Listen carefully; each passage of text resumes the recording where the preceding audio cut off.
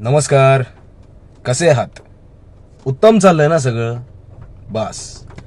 मी आत्ताच प्रवास करून घरात परतलो आणि प्रवासादरम्यान काही गोष्टी लक्षात आल्या. म्हटलं तुमच्यासोबत शेअर करू.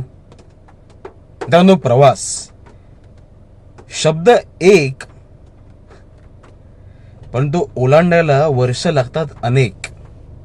लहान वयात खेळण्यात, मजा करण्यात प्रवास सरतो. पुढे मोठेपणी आर्थिक परिस्थिती जुळवण्यात प्रवास सरतो.